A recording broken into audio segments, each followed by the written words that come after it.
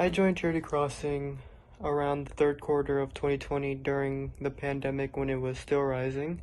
I helped once or twice before the pandemic, but third quarter of 2020 is when I committed. Initially, I thought it was a way to help the people who were struggling to live through the pandemic. But as time passed, the feeling of making others happy was the real reason I wanted to continue. I also started to learn a lot from Charity Crossing, and it was also making the world a better place to live in. I would say Charity Crossing helped me grow as a leader, and it developed me as a person. Being able to talk with others, communicate with others, work with others. Before I struggled to work with others, so that's something that really I am happy about.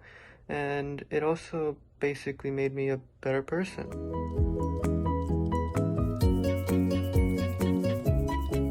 The first role I shared in Charity Crossing was as a youth lead for picking up Walmart donations. Now the roles I share is as a youth lead serving at Herring Manor in Wilmington, where we do weekly Sunday giveaways for the community.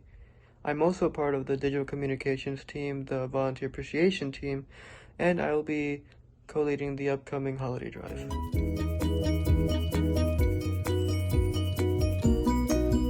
I always prioritize school first because that is something that should be prioritized.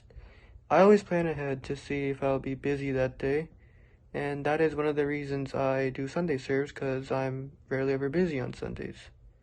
I have the time, so I take advantage. I always think realistic. It's never right after I finish an assignment, I go volunteer right away.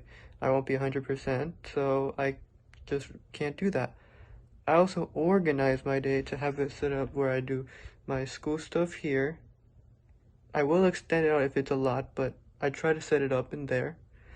But then, if the time is there after that, the free space, that is where I'll put the volunteering in.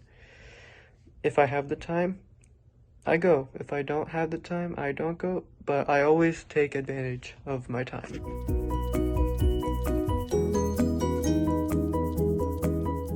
Volunteering isn't something that should be taken lightly. When you volunteer, you should be giving your all to it. Whenever I go, I make sure I'm able to volunteer without having any issues like stopping all of a sudden. You have to have a commitment. It's not, I want to volunteer but I don't have the time. You can make the time if you plan accordingly. And that is why I have the time, and this is how I'm able to volunteer. If you plan accordingly, you'll have the time to volunteer. If you don't plan accordingly, you're more likely not to have enough time.